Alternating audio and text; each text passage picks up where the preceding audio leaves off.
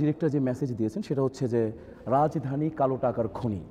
আমরা যারা শহরকেন্দ্রিক লোক, যারা শহরে জীবনে অভ্যস্ত, এই যে তাদের প্রত্যেক দিন প্রত্যেকটা মুহূর্ত মৌলিক চাহিদার যে খালি ডিমান্ড ডিমান্ড, গাড়ি চাই, বাড়ি চাই, টাকা চাই, পয়সা চাই, আলু চাই, স্টেট চাই, ব্যাংক চাই, ব্যালেন্স চাই, স্ট্যাটাস চাই, এগুলো করতে করতে আসলে আমরা বেপথে চলে যাই। সহি পথ আমরা মেনটেন করি না, অনেস্টি আমাদের বিকে ফেলে আমরা। তখন কি হয় আমাদের আলটিমেটলি? তখন আমাদের আর জীবনের সত্যিকার অর্থে পজিটিভ দিকগুলো আমাদের অজান্তে নেগেটিভ রূপে পরিণত নেয়। তখন আমরা জীবনটাকে আর ফিরে পাই না।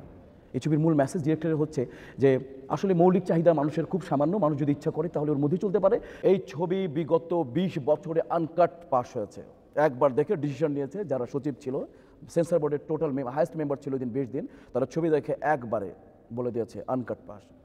আপনি বুঝতেই পারছেন যখন একটা ছবি আনকাট পাস হয়ে যায় তখন এই ছবি কেমন ছবি হবে। এই ছবিতে যখন আমি ডিরেক্ট গুলি খাই, এই ছবিতে টোটাল অস্ত্রপাতি আমরা অন্যান্য ছবিতে যেগুলো ব্যবহার করি সেগুলো ব্যবহার করা হয় নাই। আমরা গুলি ফুটে পটকা দিয়ে ছোটো ছোটো তার লাগিয়ে, কিন্তু জামি সাহেব আমেরিকা থেকে নিজেই সমস্ত অস্ত্রগুলো এনেছিলেন এবং আমরা ডিরেক্ট গুলি ছিল। কিন্তু বুকে যখন ফোটাই সেটা তো অরিজিনাল লাগবেই। ফোটানোটা ছিল আমেরিকার জিনিস, কিন্তু এটা যার উপর অ্যাপ্লাই করা হয়েছে যেমন আমি মরে যাবো, আমার অনেকগুলো ব্লাস্টিং ছিল। এই মরে যাওয়ার শটটা যে আমি ডিমান্ড ছিল যে মিশাবে আপনি ডিরেক্ট জাহাজে পড়বেন।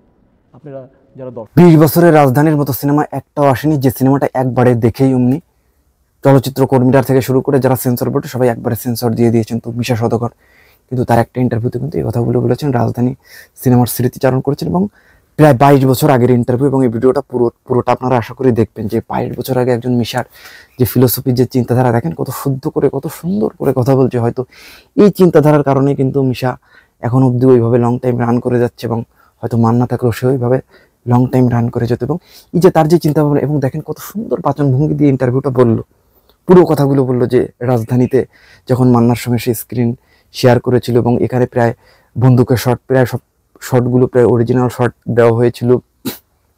এবং এই ছবিটা অত্যন্ত সুন্দর, অত্যন্ত পরিচ্ছন্নভাবে এই ছবিটা আসলে মেকিং করা হয়। 2004 সালের সিনেমা ছিল রাজধানী।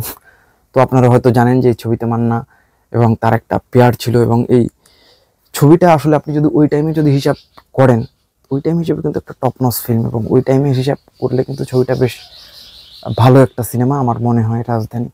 তো এই ছবিটা আপনারা কে কে দেখেছেন এবং এই ছবিটা নিয়ে আপনাদের মূল্যবান মতামত কি, যে রাজধানী ছবিটা আসলে কেমন? এবং মিশার যে ইন্টারভিউটা কেউ দেখেননি, ইন্টারভিউটা হয়তো আগে পরে কোথাও কেউ কখনো প্রকাশ করেনি এবং ফিল্ম স্পাই প্রথম প্রোভাইড করছে। এবং এরকম আরও অনেক দুর্দান্ত চমক, আরও অনেক ভিডিও কিন্তু ফিল্ম স্পাই আপনাদের সামনে কিন্তু রিপ্রেজেন্ট করতে যাচ্ছে। তো সে অবধি আপনারা কোথাও যাবেন না। তো এই ভিডিওটা আপনাদের কীরকম লাগলো? ভিডিওটি ভালো লাগলে ডেফিনেটলি লাইক করবেন, শেয়ার করবেন, এন্ড কমেন্টস করে জানিয়ে দেবেন আপনাদের মূল্যবান মতামতটি। দেখা হচ্ছে নেক্সট কোনো ভিডিওতে, সে অবধি সবাই ফিল্ম স্পাইয়ের সঙ্গেই থাকবেন। ডিরেক্ট গুলি খাই। এই ছবিতে টোটাল অস্ত্রপাতি আমরা অন্যান্য ছবিতে যেগুলো ব্যবহার করি সেগুলো ব্যবহার করা হয় নাই। আমরা গুলি ফুটে পটকা দিয়ে ছোটো ছোটো তার লাগিয়ে, কিন্তু জামি সাহেব আমেরিকা থেকে নিজেই সমস্ত অস্ত্রগুলো এনেছিলেন এবং আমরা ডিরেক্ট গুলি ছিল। কিন্তু বুকে যখন ফোটাই সেটা তো অরিজিনাল লাগবেই। ফোটানোটা ছিল আমেরিকার জিনিস, কিন্তু এটা যার উপর অ্যাপ্লাই করা হয়েছে যেমন আমি মরে যাবো, আমার অনেকগুলো ব্লাস্টিং ছিল।